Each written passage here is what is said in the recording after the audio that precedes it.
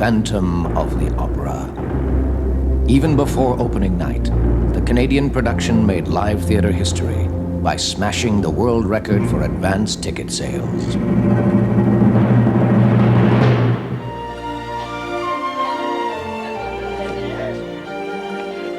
Tonight, the behind-the-scenes story of the Canadian production of Phantom of the Opera. You'll see moments from this magnificent production, and you'll meet the talented performers, musicians, craftsmen, technicians who came from all across Canada to make Phantom an international success story. I think the Phantom of the Opera would make a lousy play, but I think it makes a wonderful romantic musical. The story of the Phantom has gripped the imagination of people for centuries. It's a story of hope and fear and shock and suspense, but most of all, it's a story of love. Deep, dark, dangerous, passionate love. There's danger and drama here, too. Millions of dollars were spent restoring Toronto's Pantages Theatre. The risks were enormous. The producers had to go from bare walls to state-of-the-art showcase in 6 months, when the sold-out opening night crowd would come to the party. From whom? I'm sorry, hold on. We split the difference. Everybody project a bit more. The legendary Hal Prince directs. He's won a record 16 Tonys, and his mega hits include Damn Yankees, West Side Story, Fiddler on the Roof, Cabaret, Zorba, and of course, Andrew Lloyd Webber's Evita.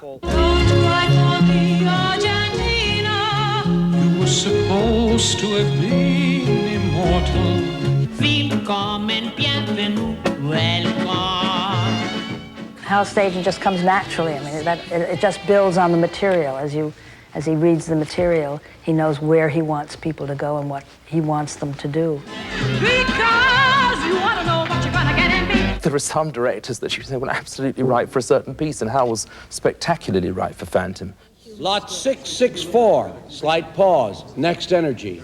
A wooden pistol and 3, you know what I mean? So that you regenerate yourself each time. Funnily enough, most of my musicals, I have come back over and done some work after they've opened. I did so with Evita, with Hal. I did so with Cats, with Trevor Nunn. I mean, the number of versions of Josie and the Amazing Technicolor Dreamcoat are legion. And I've done a little bit of work on Aspects of Love afterwards. Funnily enough, the only musical that I've never come back over was Phantom. When I first heard about the idea of the Phantom of the Opera or saw anything about the Phantom of the Opera, I always thought of it as a kind of jokey horror story. I mean, Lon Chaney was quite close to the book, but still it was horror, or it became funny or campy or something. And I never thought that it was an idea for me, but I discovered that there were like 7 different strands to the novel. I mean, there was a kind of detective story, there was a kind of horror story, there was a kind of historical, I promise you, dear reader, this story is true kind of element to it, but also in there was the romance.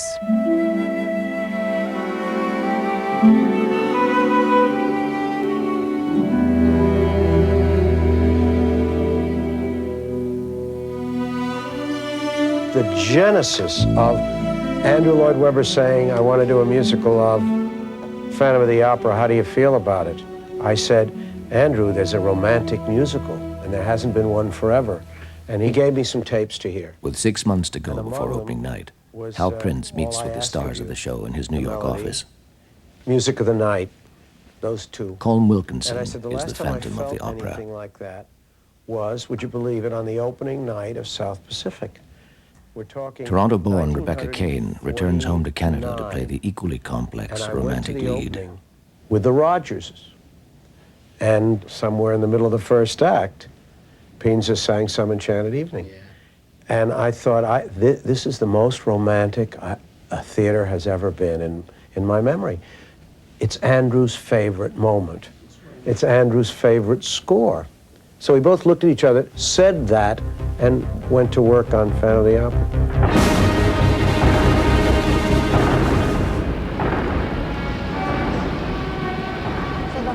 The first rehearsal with the stars takes place in New York City. It's under the sensitive guidance of a longtime and valued associate of Hal Prince, Ruth Mitchell. The show is very tight. It all works, and it works beautifully, so that it isn't hard to do because it is all of a piece. And after everybody begins to feel what they're supposed to do in the show, it just goes together so beautifully. So that it never feels like hard work for me. The new actors may feel that it's very hard for them, but I just seem to enjoy it a lot.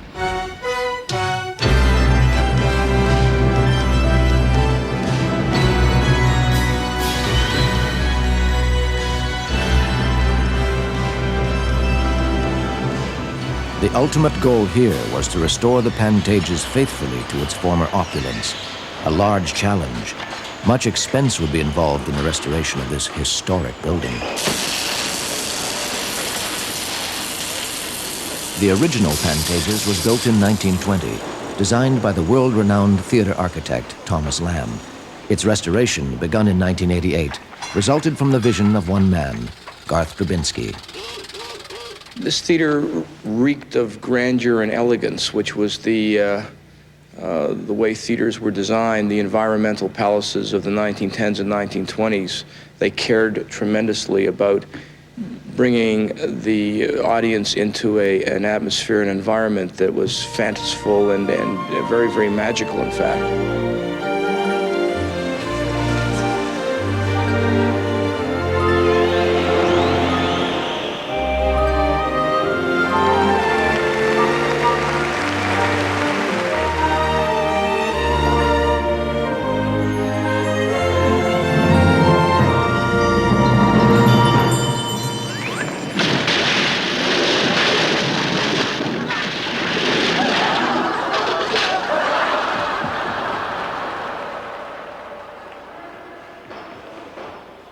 These wonderful palaces, whether they were built initially for vaudeville or for motion pictures, died out.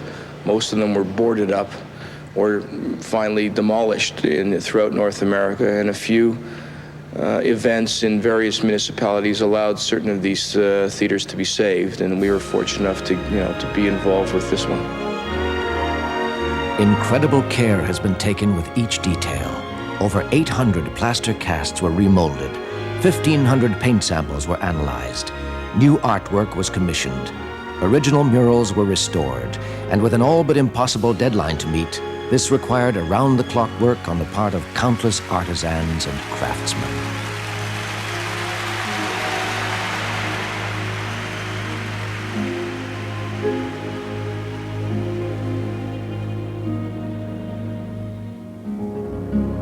Right, good morning, you gorgeous people. How are we today? Great. All right, come on then, let's get these bodies into gear. In one count, down one. The full company assembled in Toronto for staging rehearsals. And with a scant 2.5 months to opening night, there was a lot of grueling work to be done. The first thing is it brings everybody together as a company. So you don't start the day separate. You're all in, you come together as a company, and you're all going towards the one aim. Secondly, they've got to get their bodies strong because there's an awful lot of movement required. And if they don't have the physical strength to do it, particularly the Phantom, his role is demanding mentally, physically. If they don't start to build the strength, they just won't have the strength to do the whole run. It's 8 shows a week, it's a long time. So we keep it light. Everybody has a little bit of fun, but we're all working, nevertheless, we're all working towards one aim.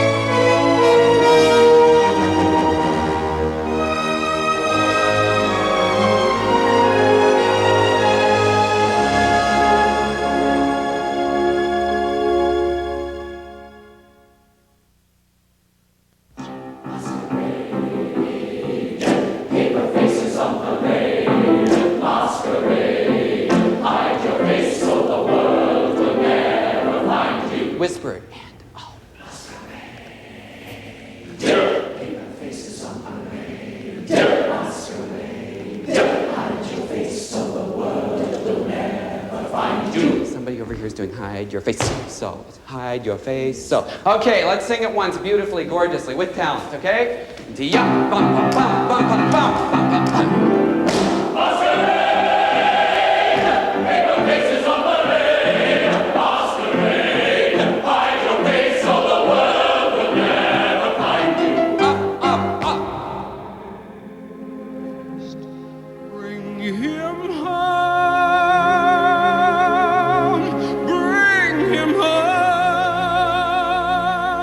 I was privileged to see Colm Wilkinson, both in London and New York, perform the role of Jean Valjean in Les Miserables.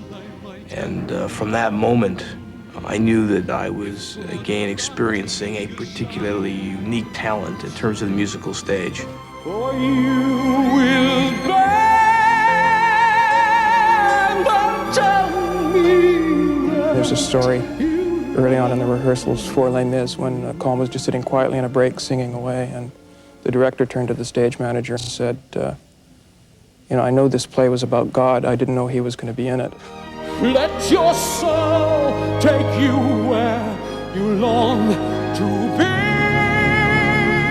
Colm Wilkinson would have been the first choice of the Phantom, logically, because of the tremendous performance he gave when we did it at my festival at Sydmonton. Rebecca, of course, is a very old friend and associate of mine, and was absolutely wondrous in London. And it was a very strong suggestion of mine that she should do it.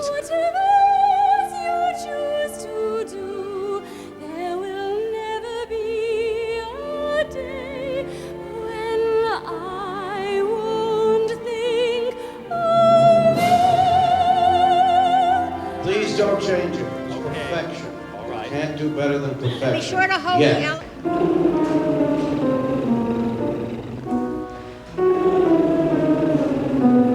A little slower, Mel.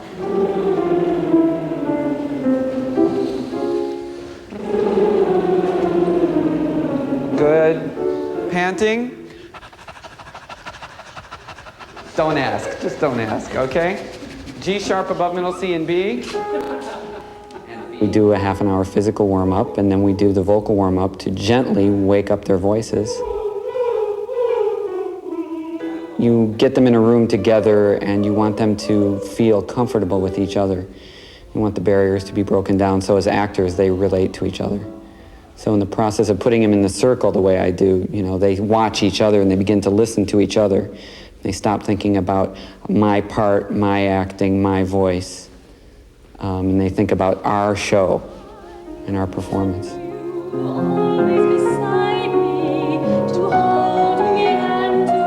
up the tempo.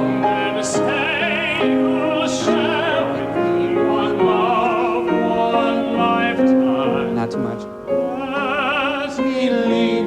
Oh, that's terrific. I'm okay.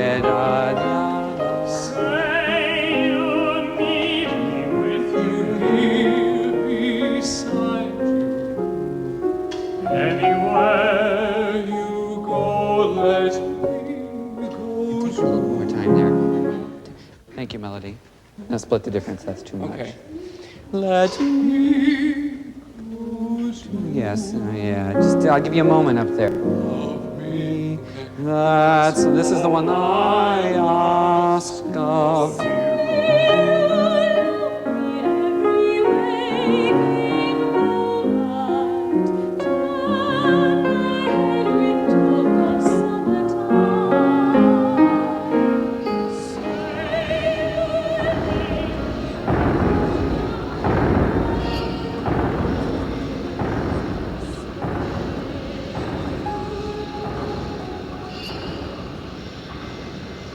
We have approximately 12 costume makers, 12 fabulous costume makers, who have teams of 4 or 5. So we're talking about 60 to 70 people. Hi, Janet. I made it. We're talking about decorators, milliners, shoe people. I'll be right down.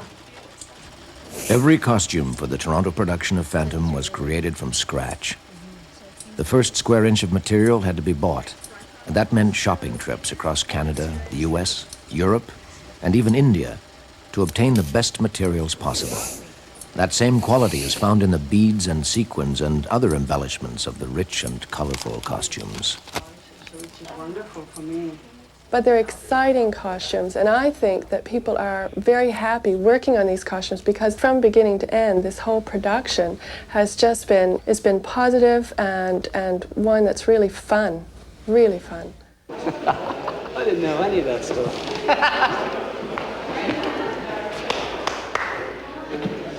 Me either. Let's get it! Can I get my quote? Yeah.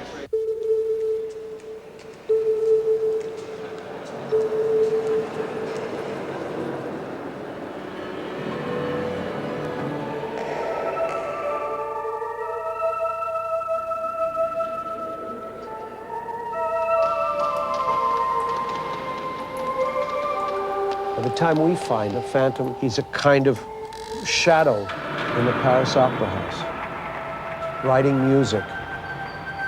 And then you take his true history, which is an exceedingly personable, one half of his face, exceedingly personable, incredibly gifted, intelligent beyond most people. Human being is born, and his mother instantly is so fearful of the deformity in his face that she claps a mask on him at the moment he can walk and makes him hide behind that mask for the whole of his life. His presence is known only as a shadow on a wall, as a figure moving quickly down a hall. No one sees his face.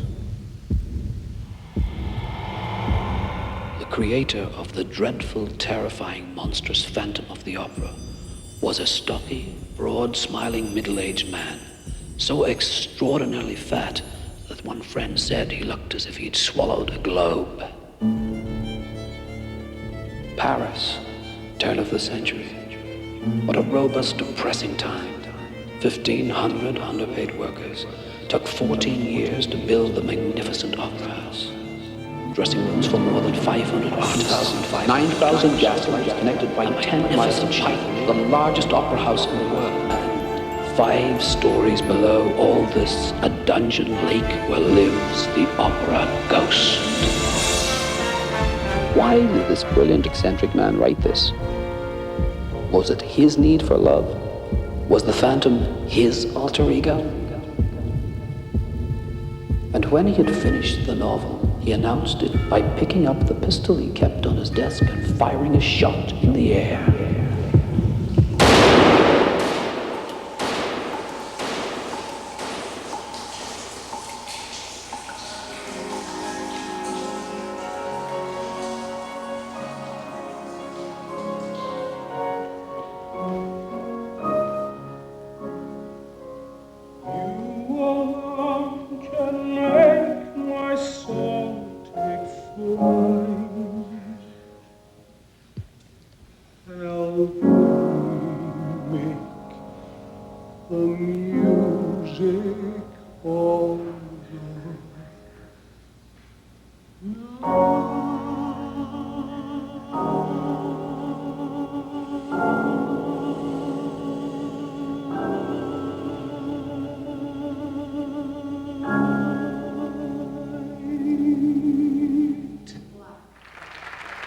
Good.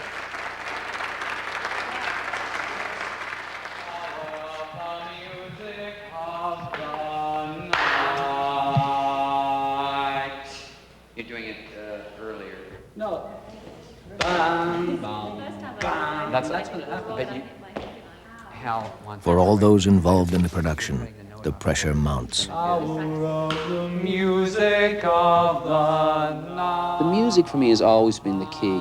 If you feel the truth and the honesty of what you're doing, I think that everything else follows. Hold the note through there. Okay. To find the duality of the character, because he's a very, very difficult character to play, because at one point he's very tender and loving, and then the next he's a totally deranged animal, really. And he's a very dangerous animal. And you have got to find the main line, that people will look at you and say, yes, he could be like that he would actually kill. Right now we're up on the Phantom catwalk, which is about 28 feet above the stage. The Phantom appears up here at several key moments during the show. And he has a spectacular view of the house from here. And of course the chandelier. It is a Victorian story. In my estimation, if we're honest, you can be as big and bold and melodramatic as you choose if you're truthful. It's that kind of theater. It's opera.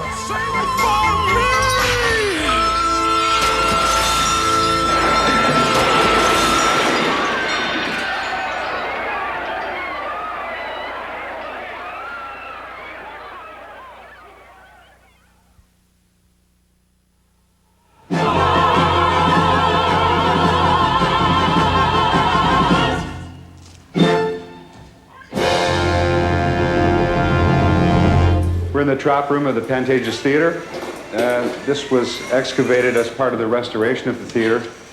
It's 14.5 feet high, and it allowed us to install all of this machinery for Phantom. What you're seeing along here are the control panels for all of the motors that drive the machinery. This trap here is the dive trap, one of the most exciting effects in the show, where someone dives right through the stage. We have lined up here all of the through-the-floor effects. The 53 mechanical effects in Phantom make it the most complicated show, technically, ever to be produced in Canada. 2 computers control the scenery, and it took 10 months to construct and install not only the scenery, but the intricate mechanical effects.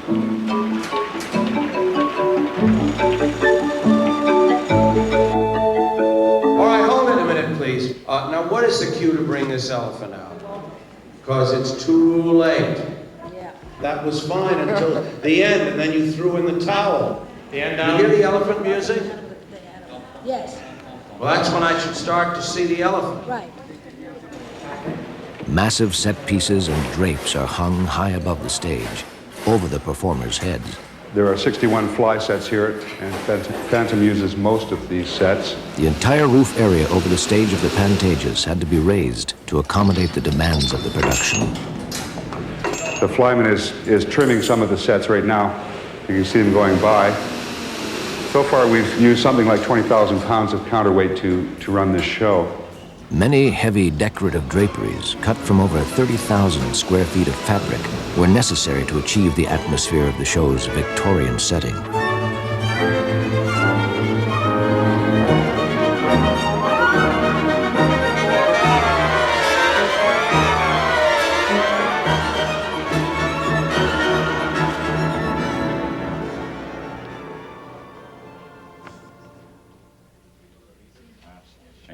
Probably one of the most exciting things about Phantom is the range of work that's available to do.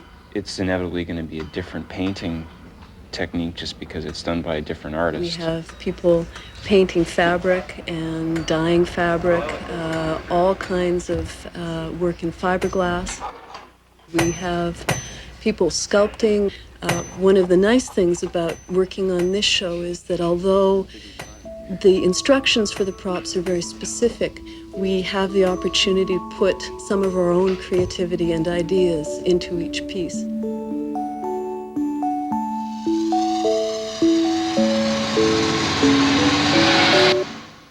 The monkey music box begins the whole sequence of memory, which starts the Phantom of the Opera. I guess the face is the most interesting part, is made from rubber latex.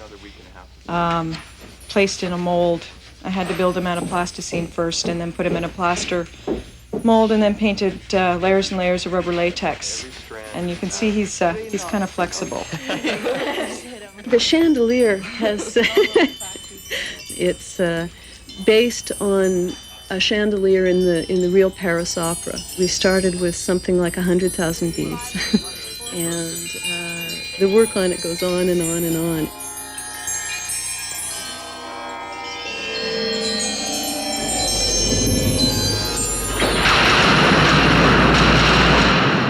A lot of people say the Phantom is a great spectacle, and of course it demands something which has big brush strokes because it's a very high, large, romantic piece. There's no getting away from that. But an awful lot of the Phantom is just 2 or 3 people alone on stage. The music in some way dictates the staging, but the genius of Hal Prince, of course, is that everything he does in the staging complements the music. There's something very sensual, very erotic, that encloses the whole show. Textures that are erotic, odors that are erotic, colors that are erotic, curtains and drapes you can see through. But I'd like to think there was that kind of perfume in the air. So in fact, the arena in which this whole story is told hopefully supports that sensuality. You alone can make my song take flight. Help me make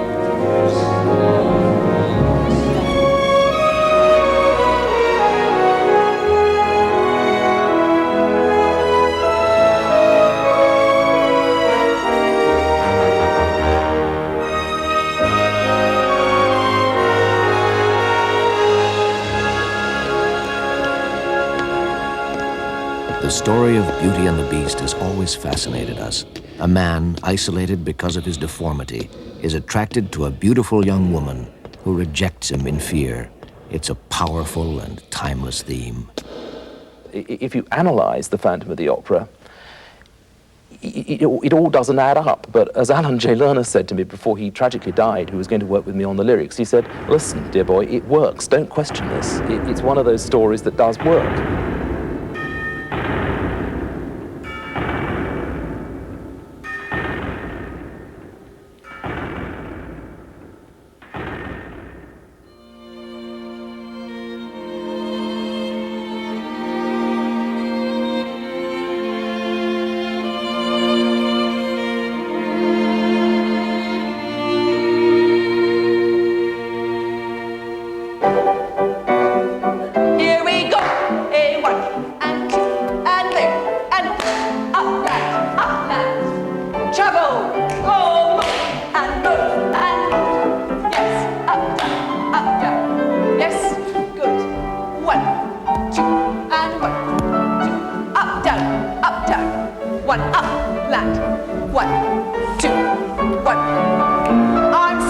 Arm side, good, and smooth, easy shoulders, up, land. 1,500 performers were auditioned right across Canada. 75 of them reached the finals, and of those, a fortunate 33 made it to the Phantom cast. For each, it's the culmination of years of hard work, the chance of a lifetime. 2, 3, 4, chassis, 1, and there. Please stand, up, down, good, 1, 2. Hold the back leg, hold, chassis, there. Head and eyes, oh, yeah, careful, careful. Hang on, hang on. Stay still. Okay, no, it's fine. Is it all right, Danny? Slipped out from underneath me. Put it on in here? Yeah, hold it on. Yeah. It's the shock of it always as well, isn't it? Yeah. Oh, I'm fine. I'm fine. Don't worry about it. Damn.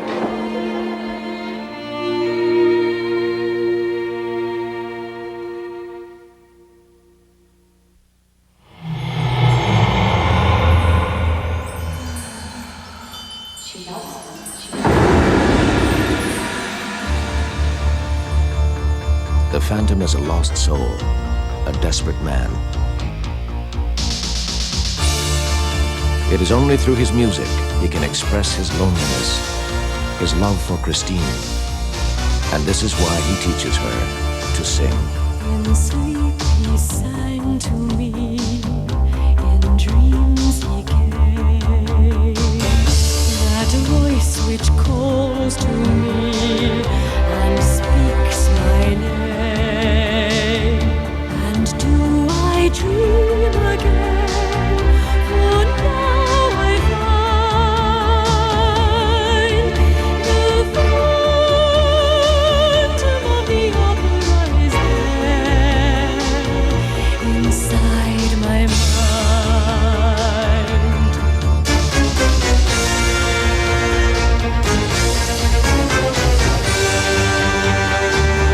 Sing once again with me our strange duet. My power over you grows stronger yet.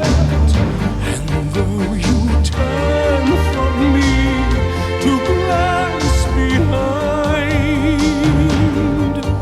the phantom of the opera is there inside your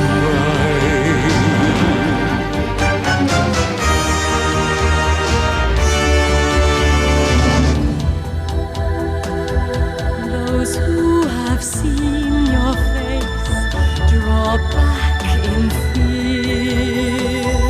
I am the mask you wear. It's me they hear. My spirit and your voice in one combined. The phantom of the opera is there inside your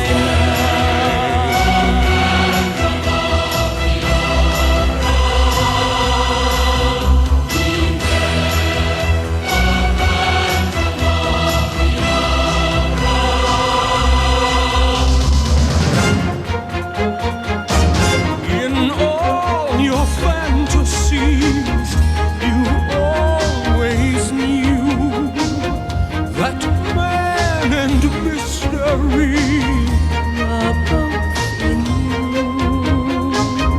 and in this labyrinth where night is blind,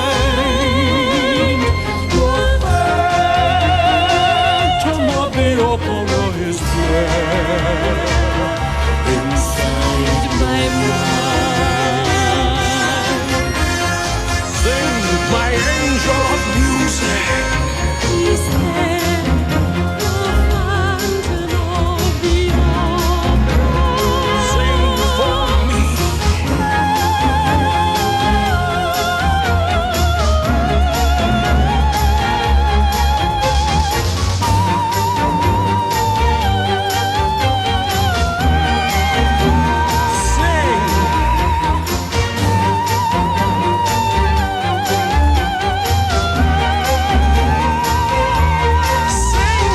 angel.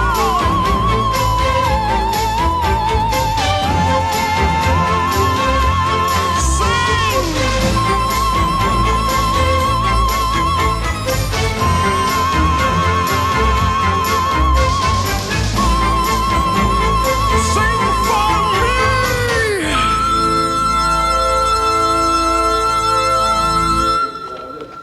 me.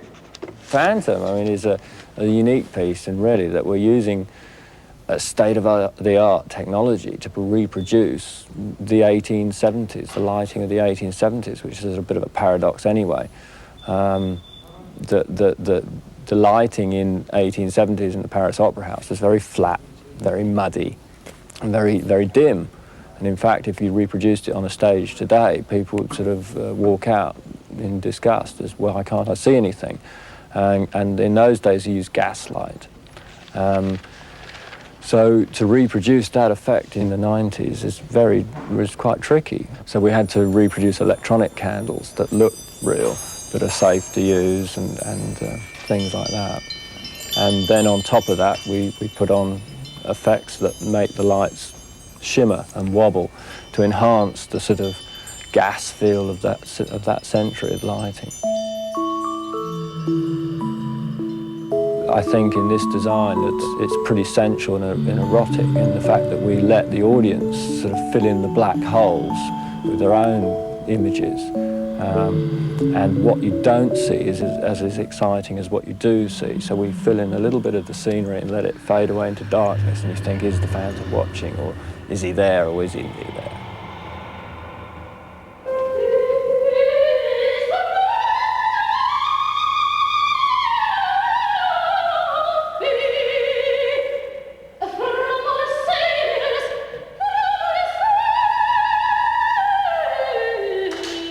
There's a diva, kind of Maria Callas lady, temperamental and traditional, and singing all the major roles in the opera house and acting them rather awkwardly and chewing off the scenery. And she gets all the roles, and the audiences love her that way. And the Phantom, he arranges to frighten her off the scene so that he can introduce this young opera singer.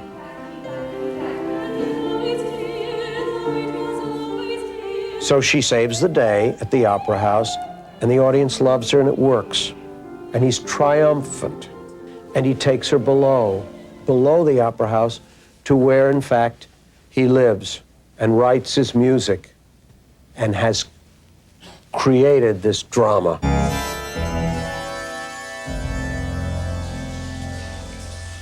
All the emotional baggage that goes with having never related to the opposite sex, having never walked the earth, he is sublimated into music. And I think she's damn confused.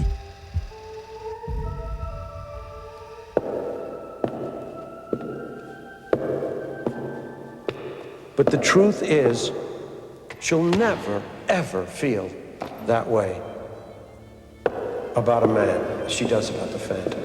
Never, ever. She's frightened of feelings he's aroused in.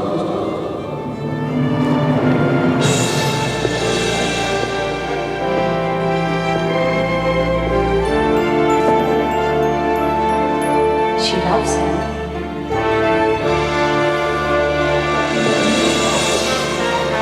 She cannot resist unmasking him.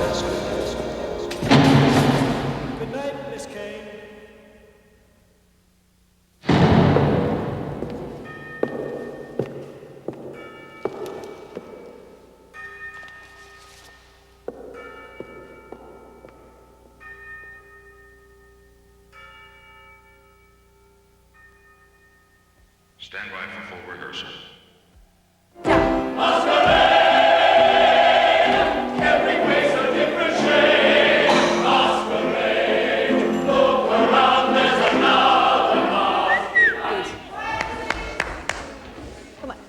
Now you've all had With less than 20 days to opening night, the company prepares to move onto the stage of the Pantages Theater. Let's remember the tension in the scene when we get to it. Remember the mystery. Don't let's just now sing wonderfully and dance wonderfully. Let's remember what the scene's about, okay? I can't say enough about the company. I don't want to sound like I'm gushing over everybody, because it just sounds false, but I really mean it. They are wonderful. I don't need the tape. Jeffrey, so. Oh. So that Jeffrey can get Yeah, okay, I can work down here. When I was living in the States, in school, I always had a slight British accent, and then I was moved to Italy, where I obviously didn't speak the right language, and then I moved to England, where they thought I had an American accent, and wherever I've been, I've always been a foreigner. You know, nobody's ever thought that I was one of theirs, and you know, when I look in the paper and I see myself described as Toronto's own Rebecca Kane, and I know it sounds really wet, but we warm up by singing "Oh Canada," and you know, it's just for the first time I feel a sort of a sense of national identity, which I never had before, and it's very touching for me.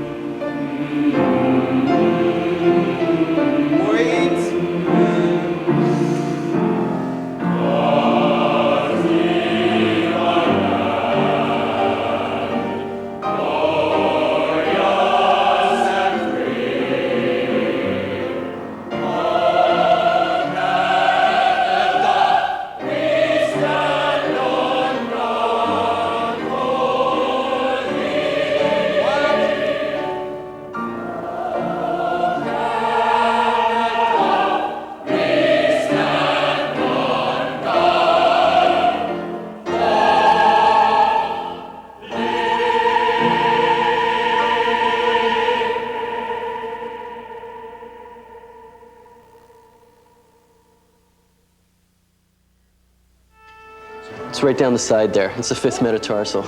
A lot of dancers break it. It happens to a lot of people. But it should be okay. I mean, I should make it for first preview even. We have a 56-channel sound desk. The desk itself would cost in the region of 250,000 Canadian dollars. So it's quite expensive equipment. The show is radio mic'd. Every performer wears a little radio mic. And these are positioned around their wigs, usually, rather than on their bodies these days, around their hairline and hanging in their fringes. And each radio mic is processed through a sound mixer and sent out through a combination of many, many speakers in the building.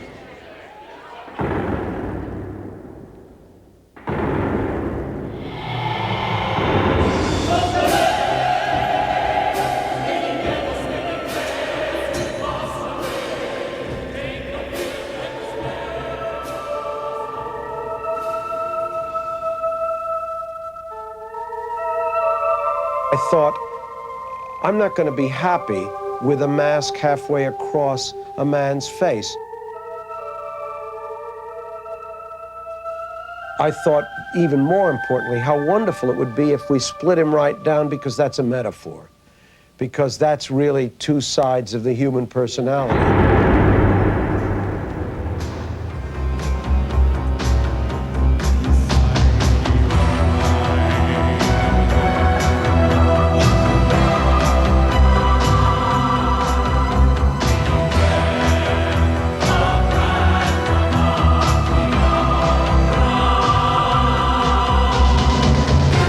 I was very influenced by an extraordinary story about a man who was very, very badly hurt and scarred facially in the Falklands War. And he's perfectly okay in every respect, except that his face has been burnt away. And it was around about the time I was looking at the story of the Phantom. And you begin to think, what is the story about? It's about somebody who, if it were not for the fact that his face was disfigured, could have been anything. And could have been anything from Casanova to a genius.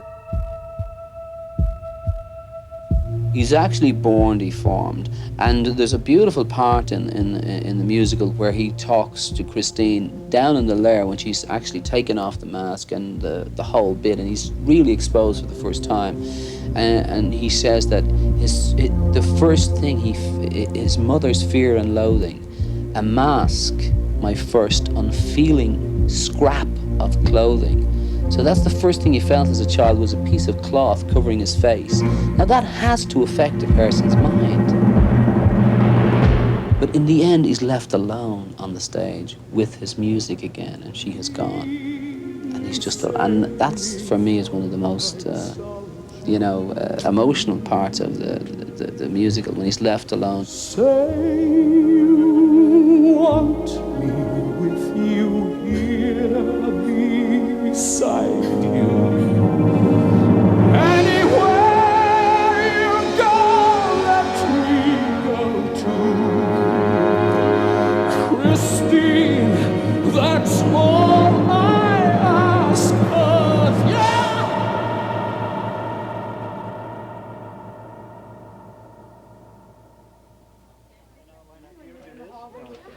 On September 20th, 1989, the stunning Canadian production of The Phantom of the Opera opened at the magnificently restored Pantages Theatre. The show continues to break box office records, and a touring company will soon play in cities across Canada. The Phantom is a tribute to the hundreds of artists and craftsmen who, after months of hard work and intense dedication, made it all happen. We have it all in this country. We just have to test ourselves continually and know that we do have that capacity to do well. And I think it shows in this entire experience here.